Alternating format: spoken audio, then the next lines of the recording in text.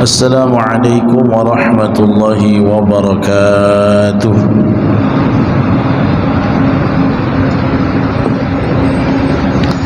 Alhamdulillah Alhamdulillahi nahmaduhu wa nasta'inuhu wa nastaghfiruh wa na'udzu billahi min shururi anfusina wa min sayyiati a'malina may yahdihillahu fala mudilla lahu wa may yudlil fala hadiyalah. Asyhadu an la ilaha illallah wa asyhadu anna Muhammadar Rasulullah. Allahumma salli wa sallim wa barik ala nabiyyina Muhammadin wa ala alihi wa ashabihi ajma'in, amma ba'du. Segala puji hanya bagi Allah Rabbul Alamin yang masih mengalirkan keimanan, masih memberikan kepada kita kesehatan, sehingga dengan nikmatnya itu kita bisa kembali bertalabul ilmi untuk lebih memperkaya lagi pijakan kita terhadap warisan akhir zaman, penyelamat manusia, yaitu Al-Quranul Karim. Untuk itu kita lanjutkan kembali pembahasan kita surah An-Nisa, dimulai dari 137. Silakan dibuka 137 sampai 140.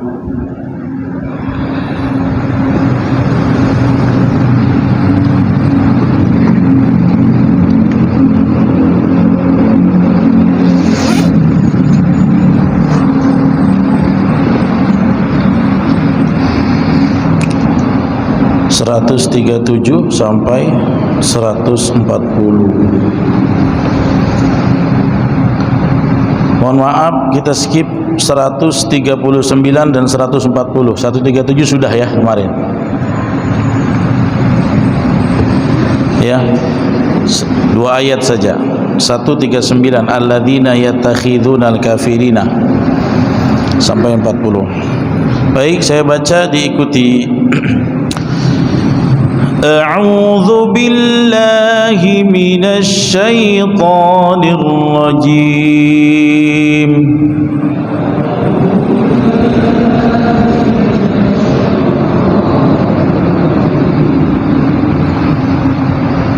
Bismillahirrahmanirrahim.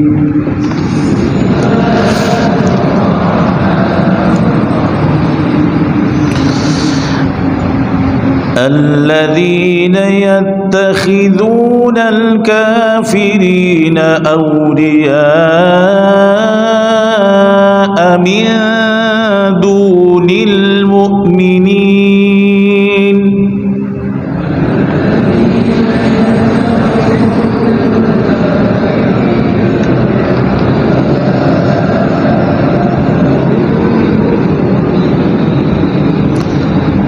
أيبتغون عندهم العزة فإن العزة لله جميعا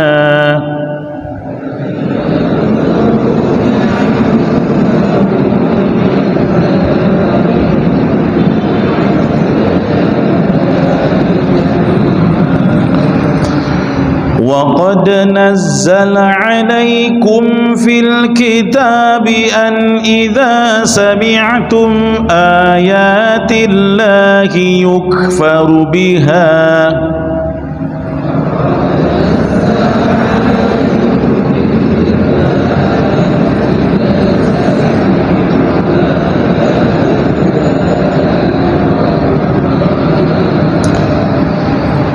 yukfaru biha wa yustahza'u biha fala taq'udu ma'ahum hatta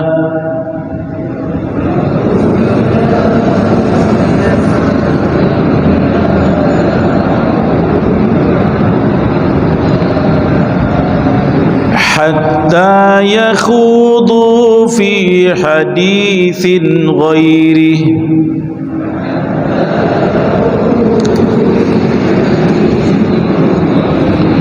Innakum idzam mithluhum.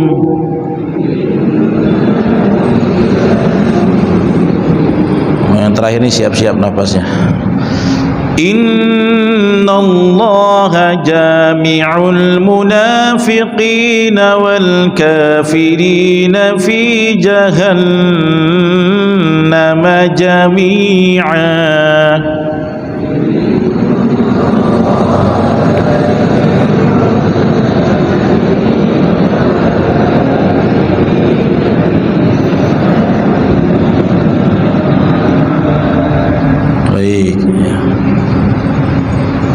Kemarin sudah dibahas sekilas 139 ya, tapi ini butuh pendalaman yang cukup serius. Ayat yang dibahas ini kan membahas tentang orang yang murtad-murtad ini. Masuk Islam, murtad. Masuk lagi, murtad lagi. Masuk lagi, murtad lagi, terus menetap dalam kemurtadannya sampai mati tanpa tobat. Ya, jadi ini main-mainkan agama sebenarnya orang kayak begini nih, ya. Dan terdetek sebagai karakter orang munafik. Orang munafik itu, Bapak Ibu, dia kan sudah tahu kebenaran, tapi dia tidak hujamkan ke dalam hati sanubarinya. Atau ada keraguan, keabu-abuan dalam hatinya sehingga dia belum yakin dengan dinul Islam. Makanya ya, keimanannya itu separuh-separuh atau kepura-puraan, atau kalau bahasa kita kefatamorganaan. Kelihatannya kan kalau fatamorgana gimana? Dari jauh kayak ada air kan, tapi pas kita dekat nggak ada lagi dia. Orang munafik begitu modelnya. Kita lihat nampak Islamnya, Jumatan datang, ya.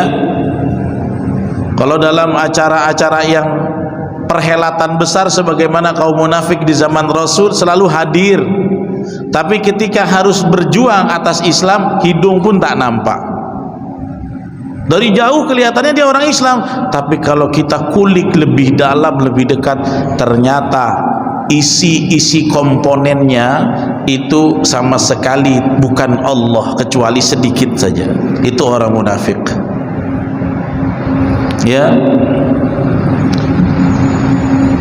Terus Ustadz, kalau yang tak munafik bagaimana? Yang kafir murtad itu. Nah, dua sekte ini teman-teman, ini sami mawon podoai.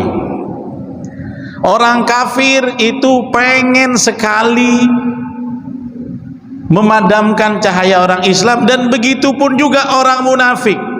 Orang kafir ingin sekali liyutfi'u nurallah, untuk meredamkan cahaya Allah. Orang munafik juga begitu. Akhirnya apa? Mereka berkolaborasi. Makanya banyak momen-momen dulu Nabi dan para sahabat harus menghadapi munafik featuring kafir. Tahu nggak featuring? Emang musik aja yang featuring, ya, yang duet. Contohnya apa? Perang Ahzab. Di depan kufar Quraisy, di belakang antek-antek Yahudi lama Madinah, Bani Quraidzah. Ada sebagian yang pura-pura masuk Islam, tapi ternyata ketika Islam dikepung oleh orang kufar Quraisy, mereka justru bantu orang kufar untuk nyerang orang Islam. Ya, jadi mereka itu featuring.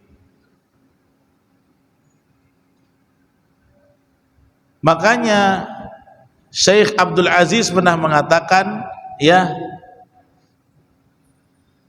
al-kuffar, ya al-kufru millatun wahidatun. Orang kafir itu milah yang sama, dia punya goalsnya sama. Apa goalsnya dia? Liyutfi'u nurallah bi afwahihim wa bi makrihim.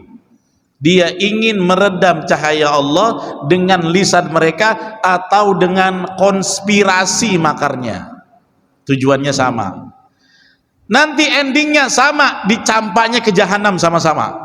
Ayat terakhir tadi begitu kan, innallaha jami'ul munafiqin wal kafirin, kan Allah akan satukan orang munafik dan orang kafir fi jahannam, di neraka jahanam.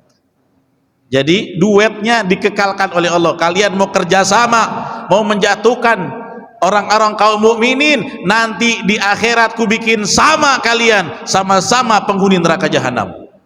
Na'udzubillah min dzalik. Itu yang terjadi. Makanya di ayat 136 kan, 138 kan diancam, basyiril munafiqina bi anna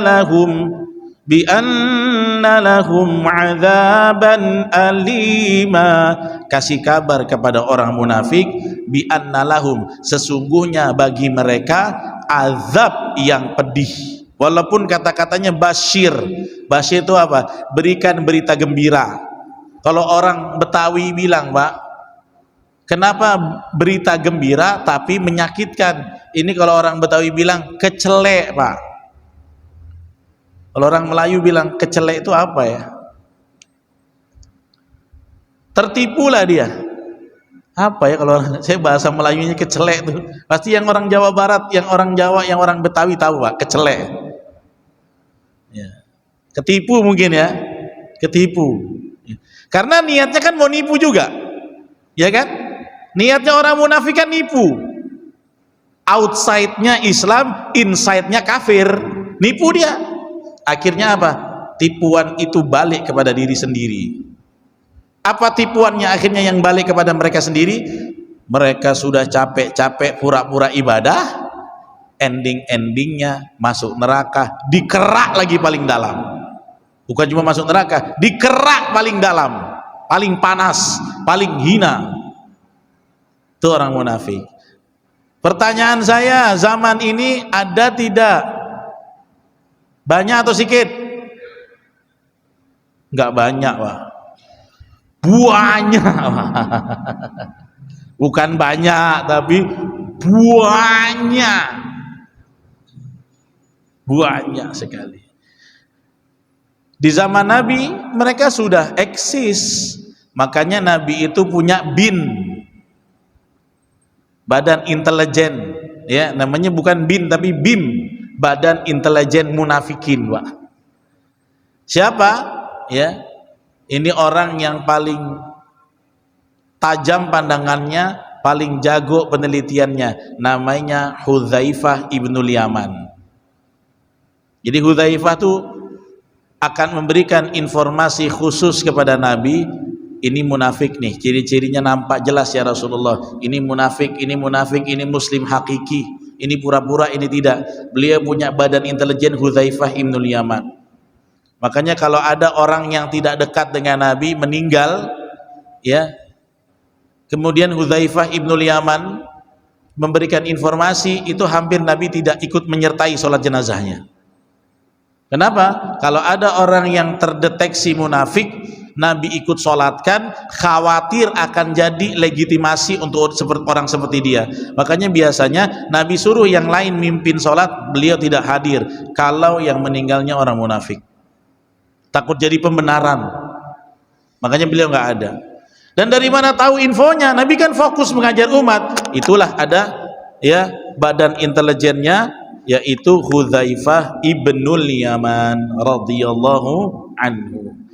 Nah, ternyata membahas tentang orang-orang yang kafir, murtad, masuk Islam, murtad lagi, bolak-balik sampai tsummasdadu kufra, kemurtadannya makin banyak. Kemudian Allah sebut tentang orang munafik. Selanjutnya membahas tentang ayat ciri-cirinya, salah satunya apa? mereka adalah lebih suka mengangkat pemimpin selain orang beriman. Ayat 139 kan itu. Ketika menyebut orang kafir yang murtad, orang munafik, ayat berikutnya apa? Alladzina yattakhidunal kafirina awliya.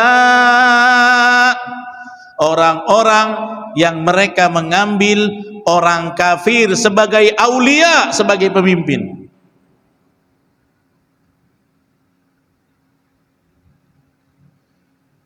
Dan ini konteksnya bukan mengambil, waktu itu misalnya nggak ada pemimpin Islam sama sekali, enggak, ada pemimpin yang muslim tapi dia lebih memilih yang kafir.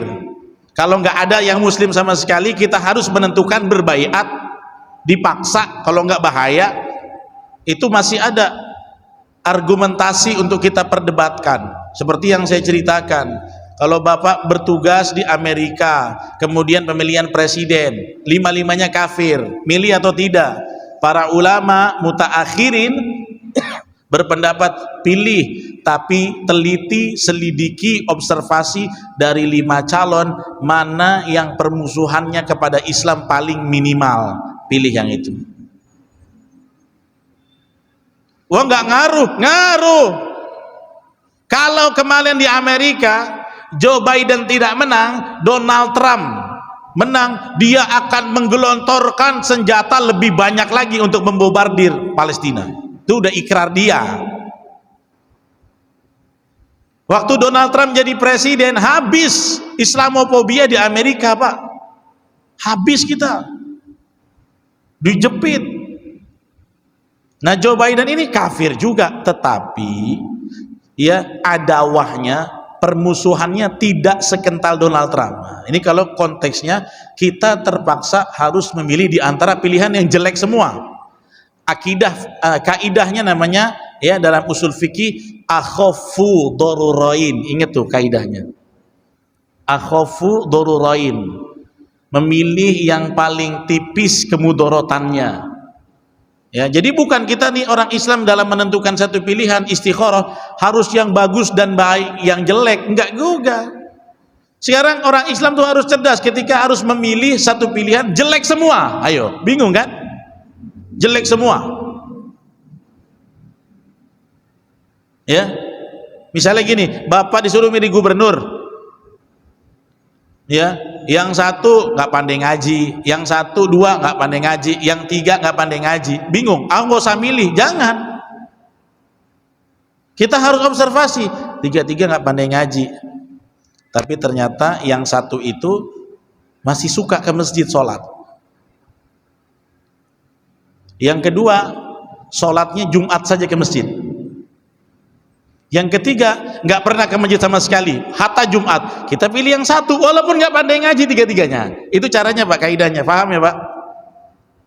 Pokoknya dari seluruh aspek overall, pilih di antara pilihan terburuk yang keislamannya masih lebih baik atau minimal ya yang paling kecil unsur mudaratnya. Sebenarnya milih pemimpin kan begitu Pak. Kalau kita kan enggak, siapa yang kontribusi sesuatu pada saya, kamulah kuberikan suara. Sejarahnya salafus soleh nggak pernah gitu, Nabi dan para sahabat nggak pernah gitu. Apalagi kita sekarang nih di tahun politik, yang mau kita pilih mana? Yang sekampung lah, yang tetangga. Nggak ada dasar milih pemimpin begitu Pak. Tolong jangan dibutakan dengan standar-standar kredibilitas yang tidak sesuai dengan agama. Agama tuh suruh kalau ada orang, tanggalkan dulu sukunya kita, tanggalkan dulu saudaranya kita, tapi lihat kemampuan kredibilitas orang yang mau kita kasih amanah. Itu Pak. Sekarang saya nih umpamanya punya abang jadi calon wali kota, nggak pernah sholat, nggak bisa ngaji, abang kandung. Terus ada orang al-uswah, bukan saudara, lebih sholatnya rajin, lebih amanah, pandai ngaji. Saya ridho pilih orang lain daripada saudara saya. Itu Islam. Bisa nggak kita begitu? Makanya membantu agama itu bukan hamiyatan karena golongan, kesukuan. Enggak, kita kan gini, dia orang sekampung. Kalau saya bilang, ya apa, what the reason of orang sekampung? dia saudara saya, mampu nggak, kredibel nggak? Itu Pak. Makanya seorang syekh pernah ditanya, dosen di universitas salah satu di Timur Tengah. Ya, ketika beliau ditanya, sekarang kan di Indonesia ada iklim pejabat menitipkan keluarganya jadi honor gitu ya dulu ya. Boleh nggak? Boleh tidak? Pejabat masukin anaknya jadi honor. Boleh tidak? Hah? Jawabannya bisa boleh dan bisa tidak. Kapan itu dibolehkan? Apakah itu KKN? Tidak KKN. Selama si anak jurusan kompetensinya memang di bidang yang kosong itu. Anaknya orang komunikasi, masukin honor di Diskom Info. Ya boleh, karena dia berada pada tempatnya. Ayat dalilnya apa? Innallaha ya'murukum an tu'addul amanati ila ahliha. Sesungguhnya Allah memerintahkan kamu memberikan amanah ya kepada orang yang ahli atasnya. Oh itu kan tapi anak kamu pejabat, tapi memang anak dia tersebut menguasai ilmu komunikasi, teknik informatika, diletakkan di dinas yang memang kompeten, linier dengan ilmunya, itu boleh dan bukan KKN. Itu boleh. Tapi ketika ini orang nggak bisa apa-apa, nggak punya kompetensi, dipaksakan masuk di dinas PU. Jangankan dia teknik sipil, lihat semen aja dia bingung. Jangankan dia arsitek, buka Excel aja dia keder Pak. Bagaimana mau desain? Masuk ke dinas PU, bagiannya apa? Desain dan arsitektur. Ya udah ngaco bangunan yang dia desain nanti. Ini nggak boleh. Tapi ketika dia kompeten itu boleh. Ya. Dan saya sampaikan sama Bapak Ibu, saya itu pernah dapat tawaran macam-macam, Pak. Ya, saya pernah karena ayah saya dekat dengan penguasa di satu daerah, kemudian saya direkrut setelah ayah saya meninggal, dibilang, Riza, awak masuklah ke sini sebagai komisioner, kau gantikan ayahmu. Tapi bidangnya apa?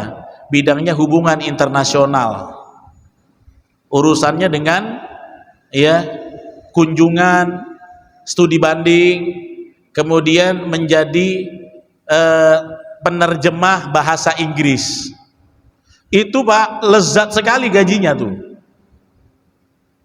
Yang minta ini langsung ya kepala daerah. Akhirnya saya bilang apa? Bukan saya tak mau, ya, bukan bidang saya di situ. Nanti kalau saya dipaksakan di situ, berarti meletakkan manusia tidak pada kompetensinya. Makanya Nabi bilang, idza wusidal amru li ghairi ahliha fantadhiru sa'ah. Kalau kamu lihat di akhir zaman urusan diserahkan kepada yang bukan ahlinya, tunggulah hari kiamat, kehancuran. Nabi bilang begitu. Saya tuh ngaca, Pak. Makanya saya bilang sama beliau ini, Bapak yang terhormat, kalaulah bidangnya adalah hubungan internasional dengan Timur Tengah, penerjemah bahasa Arab, saya mau. Tapi karena bidangnya bukan di situ, mohon maaf saya tak terima. Makanya jadi guru ngaji aja gini-gini, daripada saya maksakan di satu segmen sektor yang saya nggak paham. Ya, nah itu. Nah kalau orang-orang kafir ini lebih ngeri lagi. Ada orang beriman, ya, orang munafik kan beriman juga kelihatannya. Dia tapi ketika dihubungkan dengan menentukan loyalitas kepada pemimpin, dia pilih orang kafir. Padahal ada orang beriman, makanya ayatnya, ya, alladzina yattakhidunal kafirina awliya'a min dunil mu'minin. Orang-orang yang mengambil orang-orang kafir sebagai pemimpin selain daripada orang beriman. Berarti konteks ayat ini dia ambil padahal ada opsi orang beriman, tapi kok dipilih yang tidak beriman, Pak? Yattakhidunal kafirina auliya, kecuali ayatnya berhenti di situ. Tapi di ayatnya yattakhidunal kafirina auliya min dunil mu'minin. Jadi apa? Ketika dia dihadapkan dengan beriman dan orang kafir, dia lebih condong kepada pemimpin kafir selain orang beriman, tanpa alasan-alasan yang jelas. Ya. Biasanya alasannya apa? Orang kafir itu punya kekuatan. Jadi biar aman, katanya gitu kan? Dia kuat, dia kuat. Apa bait ayat selanjutnya? Ayabtaguna indahumul izzah. Apakah mereka itu mau cari di sisi orang kafir yang mereka angkat jadi pemimpin itu kekuatan? Mau cari kekuatan? Alasan aja.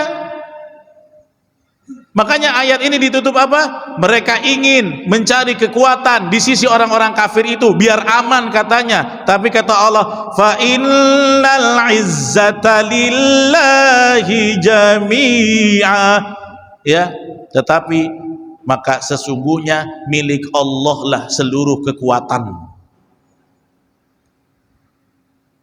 Ya. Nah, di dalam tafsir disebutkan tsumma wasafahum. Ayat ini mensifati mereka bi annahum, bahwa sesungguhnya mereka yattakhidunal kafirina auliya, mengambil orang-orang kafir jadi pemimpin selain orang beriman.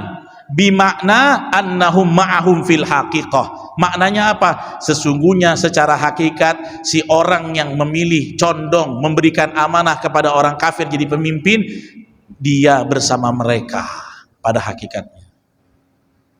Kalau disebut dia bersama mereka maksudnya apa, Pak?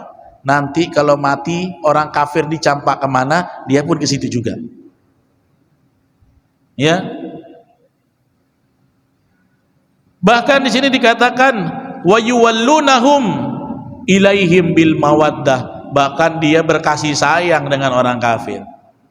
Bapak ingatlah pernah terjadi di ibu kota negara kita ini, Pak.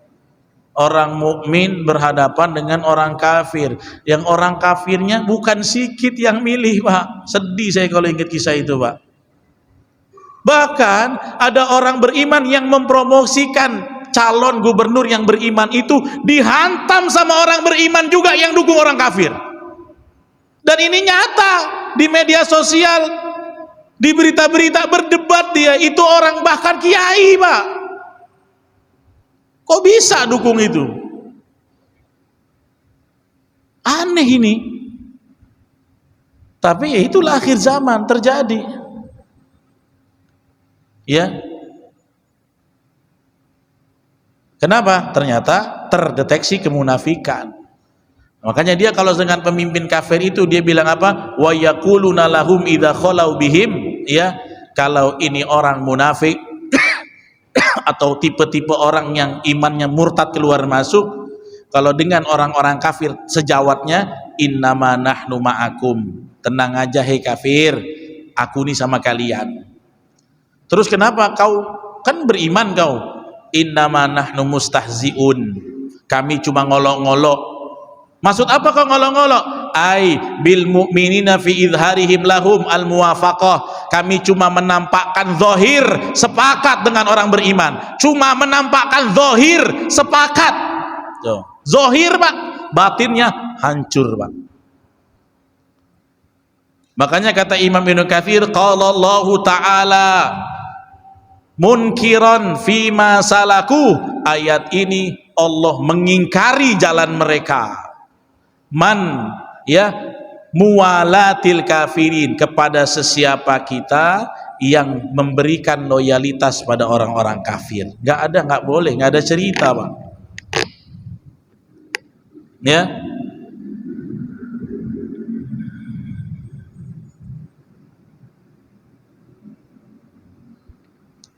Kemudian Imam Ibnu Katsir menukil juga hadis sebagai peringatan, ya. Apa kata Nabi? Manintasaba ila tis'ati aba'i kufar, barang siapa yang menasabkan atau menyandarkan dirinya dengan pemimpin-pemimpin kafir, yuridu bihim izza, ingin kehormatan, wa fakhra, ya, ingin sanjungan dari mereka, fahum ashiruhum finnar, silakan kamu bisa aman-aman dengan pemimpin kafir, tapi nanti kamu akan hidup sama mereka di dalam finnar, di dalam neraka sama orang kafir itu. Karena apa? Kau mengkhianati saudara seakidahmu. Ya, ini saya juga mumpung membahas tentang ini, saya titipkan pesan, Pak, tolonglah kita yang ngaji ini. Saya yakin kalau Bapak Ibu mah nggak mungkin kasus seperti ini, tapi di luar sana yang nggak mengaji masih laris. Kepri ini pemimpin non muslimnya masih laris manis, karena amplopnya juga manis. Tanjung Pinang pemimpin kafir masih laku Pak. Coba kita refleksi lah, kalau kata Mata Najwa, refleksi Pak.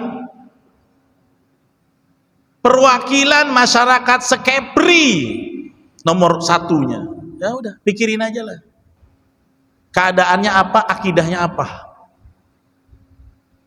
ya. Bahkan ingat dulu waktu saya masih kuliah, masih mondok, Tanjung Pinang pernah punya sejarah. Waktu wali kotanya Bu Suryatati, siapa pimpinan wakil rakyatnya? Akidahnya apa? Itu semua orang disiram duit sama dia, kok mau-mau aja. Yang milih ya kita-kita juga. Malu Pak saya, Pak. Ini negeri Melayu. Kalau awak tinggal di negeri lain, di Manado, di Papua, di NTT, ya biasa. Ini negeri Melayu. Kok bocor akidahnya? Saya waktu di sana lagi di asrama. Antum orang mana? Tanjung Pinang. Orang selalu bilang, oh Pangkal Pinang, bukan Tanjung Pinang. Oh, yang ketua wakil rakyatnya ini ya katanya. Bukan, aku bukan orang itu. Malu saya, tak mau ngaku saya. Malu Pak. Ya. Dan ini sekarang kira-kira bisa nggak kita jaga akidah umat nih Pak? Bisa nggak kira-kira? Bapak bisa, yang keluarga, yang teman-teman yang lain gimana? Jadi tolong siarkan ini kepada semua orang ya Pak. Harus peduli tentang kepemimpinan. Ya, kita boleh tetap, kalau saya mah tetap pemimpin beradu gagasan. Tapi kalau kita di mimbar internal orang Islam, janganlah sampai kita kecolongan, kebocoran Pak. Masih banyak sekali. Kita harus banyak belajar dari orang Sumbar Pak. Orang Sumbar tuh Islamnya kuat. Lebih kuat dari kita. Jangankan yang non muslim Pak, yang agak-agak muslim lenceng aja nggak mau orang itu Pak. Orang Sumbar. Kalau kita 3 kali ngopi dapat. Naudzubillah min dzalik. Langsung. Ya, janjinya apa? Nanti saya bangunkan posko, pos kamling, bikin lapangan. Sap. Orang yang nggak jelas kiblatnya bukan ke Ka'bah, mau jadi pemimpin. Naudzubillah min dzalik. Ya. Kemudian selanjutnya, wa qad nazzala alaikum. Nah, ini tentang orang yang mengolok-olok ayat Quran. Dan sungguh telah turun atas kalian fil kitabi, di dalam kitab Al-Qur'an, an idza sami'tum, ya, bahwasanya jika kalian mendengar ayatillahi yukfaru biha, ayat-ayat Allah ya dikufuri, didustakan, wa yustahza'u biha, dan diperolok-olok dengannya. Kalau jadi ada orang yang membicarakan ayat Quran untuk menghina, mengolok-olok, ya, atau dia mendustakan, berarti kan orang kafir. Dia nggak yakin sama ayatnya tapi mendustakan. Ingat nggak kasus penistaan agama kan begini kasusnya Pak. Dia beriman tidak, berkomentar tentang ayat Al-Maidah itu kan. Ingat gak kasusnya? Oh sekarang udah kaya raya Pak, gajinya berapa miliar tuh. Aman dia, ya. Udah gajinya miliaran. Dia orang kafir, yakfuru biha, mendustakannya, wa yustahza'u biha. Malah dia memperolok, memelintir Al-Maidah itu. Dan perintah Allah, kalau kamu mendengar oknum seperti ini, fala taq'udu ma'ahum, maka janganlah kamu duduk sama mereka. Jadi nggak boleh duduk sama mereka. Ya. Sampai kapan? Kalau dia masih ngomongin Quran mengolok-olok, jangan duduk sama mereka, pergi. Hatta yakhudu fi haditsin ghairi, sampai mereka masuk ke pembicaraan yang lain. Ya. Kalau tidak, kau masih duduk sama mereka, orang kafir yang mengolok-olok, yang mengkufuri ayat Quran, apa kata Allah? Innakum idzam mithluhum, sesungguhnya kalian kalau demikian, maksudnya demikian apa? Dia ngolok-ngolok ayat, kamu duduk sama dia, dukung dia, loyal sama dia. Innakum idzam mithluhum, berarti kamu sama dengan mereka. Kemudian apa kata Allah? Nah, ini penutupnya tadi. Innallaha jami'ul munafiqin, sesungguhnya Allah akan mempersatukan, jami' mengumpulkan orang-orang munafik wal kafirin dan orang kafir fi jahannam jami'a, di neraka jahanam bersama-sama. Itu yang saya bilang tadi, mereka featuring, mereka kolaborasi di dunia, akhirnya Allah awetkan kolaborasinya dengan berkolaborasi untuk saling merasakan jilatan api neraka jahanam. Na'udzubillah min dzalik. Ya, dan kasus ini kan sudah terjadi di depan mata kita. Yang menjadi fakta yang tidak bisa kita pungkiri adalah ternyata masih banyak orang kita Islam yang justru mengangkangi ayat ini. Masih ada. Terus kita mau salahkan mereka? Ya jangan. Yang salah tuh kita, dakwahnya kurang total, kurang masif. Ayat-ayat bantahan tentang selewengan Al-Maidah 51 kan baru dikaji kemudian. Dulu siapa yang mengkaji ayat itu, Pak? Siapa? Gara-gara itulah baru dibuka. Bahkan kita sampai datangi pakar tafsir waktu itu, ingat gak? Ustadz Fahmi Salim, orang Muhammadiyah. Kita datangi beliau mengkupas. Itu memang pakar tafsir dari Al-Azhar, sahabat saya itu. Sampai sekarang masih kontak-kontak, masih ada kontaknya. Ya. Oleh karena itu Allah mengatakan, ya, di dalam ayat ini kalian jangan pernah, ya, kata Imam Ibnu Katsir, jangan pernah duduk sama mereka. Kenapa? Kalau kamu al-julus ma'ahum, duduk sama mereka yang menghina ayat-ayat Quran, raditum, ya, berarti kamu ridho dengan kemungkaran mereka. Kenapa nggak boleh? Berarti kalau walaupun kita nggak ikut ngolok-ngolok, tapi kau duduk sama mereka, itu sama saja kamu ridho dengan kelakuan mereka. Kemudian Imam Ibnu Katsir menukil sebuah hadis, ya, kata Nabi apa? Man kana yu'minu billahi wal yaumil akhir, siapa di antara kalian yang beriman pada Allah dan hari akhir, fala yajlis ala maidatin yudaru alaihal khomer, janganlah kamu duduk di atas hidangan yang hidangan itu dihidangkan khomer. Gak boleh. Antum lagi duduk, Pak, kita lagi duduk, ada makanan nih diselenggarakan di meja, ada khomer, gak boleh duduk di situ, gak boleh, pindah ke tempat lain, jangan di situ, Pak.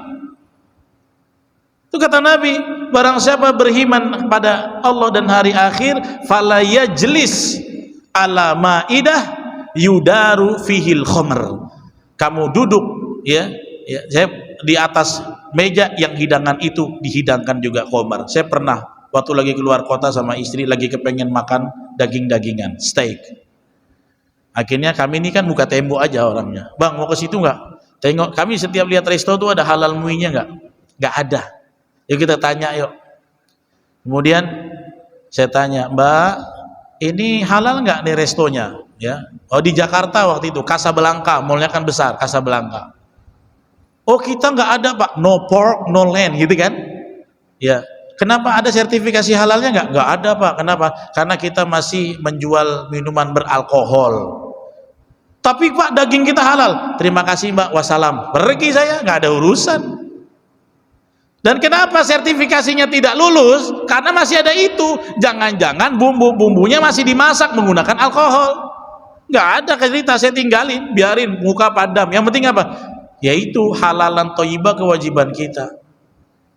Ya, apalagi kita berada dalam hidangan yang di atasnya ada khomer. Itu diumpamakan oleh Imam Ibnu Katsir menukil hadis Nabi, berarti nggak boleh duduk-duduk akrab berkongko dengan orang yang mendustakan Quran dan mengolok-olok ayat. Kalau kita ikut berarti sama dengan mereka. Raditum bil julusi ma'ahum. Kamu ridha dengan kelakuan mereka karena kamu duduk sama mereka. Jangan. Ya Pak ya? Mudah-mudahan Tanjung Pinang segera dibebaskan dari pemimpin yang kafir. Ya, mudah-mudahan kita diberikan kekuatan, lisan kita ini diberikan pengaruh untuk mempengaruhi hati masyarakat kepada pemimpin mukmin yang Allah ridhai. Amin amin ya rabbal alamin. Ada pertanyaan, silakan.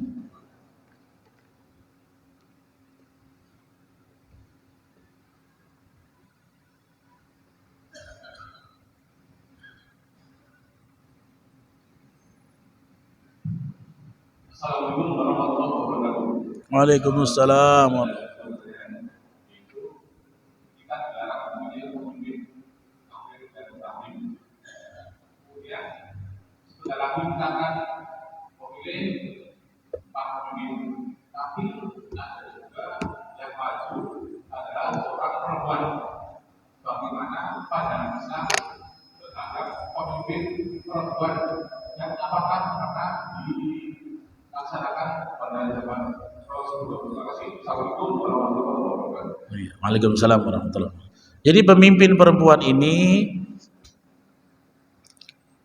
Nabi pernah mengatakan tidak akan beruntung suatu kaum, ya, satu negara yang menyerahkan kepemimpinannya kepada seorang perempuan.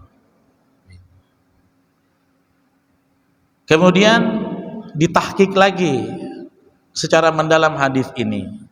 Ternyata di zaman Sayyidina Umar bin Khattab pernah menunjuk menteri pasar adalah seorang perempuan. Terus gimana nih yang matching? Nabi bilang nggak boleh. Tapi Umar menteri itu kan lebih tinggi lagi. Ya kalau sekarang kita menteri, dia ada di bawah berapa dirjen dan kementerian di bawahnya turunannya anak buah dia. Seluruh Indonesia, betul kan? Ya, di zaman Sayyidina Umar karena perempuan itu kritis dalam piawai dalam kalkulasi. Wah, itu bahasa ininya, bahasa kerennya Ibu. Pintar dalam analisis perhitungan dan kalkulasi. Akhirnya diambil Umar sebagai menteri pasar. Maka akhirnya para ulama mentaklik, mengkomentari. Gimana tentang perkara ini? Boleh selama bukan pemimpin tertinggi satu kaum. Berarti kalau kita presiden nggak boleh. Dalam syariat, kalau presiden yang paling tinggi menguasai semua kaum wilayah ini, itu tidak diperkenankan berdasarkan hadis tadi. Tapi kalau turunannya, karena apa? Presiden kan pemimpin tertinggi, nggak ada lagi di atasnya kecuali Allah kan? Ya kan? Tapi kalau wali kota ada nggak di atasnya? Ada. Gubernur ada nggak?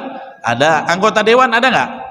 Ada. Maka kalau tataran ini boleh. Apalagi cuma kepala dinas, boleh. Asal dia bukan pucuk tertinggi kepemimpinan satu-satunya. Maka kalau presiden tertinggi tidak diperkenankan. Tapi kalau selain itu masih diperbolehkan berdasarkan athar dari Umar ibnil Khattab radhiyallahu anhu. Jadi ibu-ibu ada yang nak maju, ada yang maju tak? Silakan. Asal jangan nyalon presiden ya. Kalau nyalon presiden nanti jangan dulu. Kalau jadi dewan-dewan, jadi wali kota silakan. Yang penting pandai ngaji, yang penting beriman ya. Gitu ya, cukup ya. Demikian yang bisa kami sampaikan. Besok ada pengajian nggak Pak? Nggak ada. Nggak ada. Oh ya nggak ada. Tutup dengan kafaratul majlis. Subhanakallahumma bihamdik asyhadu an la ilaha illa anta astaghfiruka wa atubu ilaik. Tsumma assalamu alaikum warahmatullahi wabarakatuh.